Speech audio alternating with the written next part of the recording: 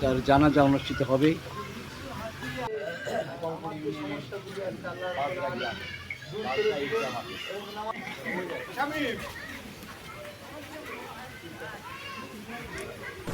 অনেক ক্লান্ত পরিশ্রম করছে, অনেক কথা হয়তো বলছি, যদি আমার কথায় কেউ কষ্ট পেয়ে থাকেন আমার এসে সবাই মাফ করে দিয়েন।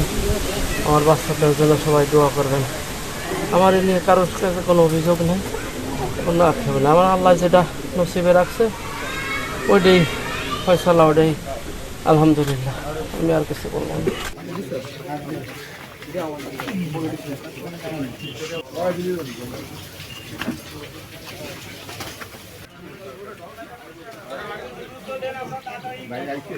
সাম্প্রতিক যে মাইলস্টোনের স্কুলের যে বিমান দুর্ঘটনায় আমাদের আলফাডাঙ্গার রাইসা মনে তৃতীয় শ্রেণীর স্টুডেন্ট আহত হয়ে সিএমএইচ হাসপাতালে ভর্তি হয়ে সেখানে মৃত্যুবরণ করে।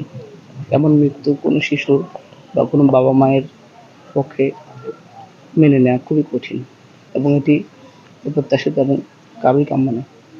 আমরা রাইসার জন্য দোয়া করি, একই সাথে রাইসার পরিবারের পাশে উপজেলা প্রশাসন সবসময় থাকবে।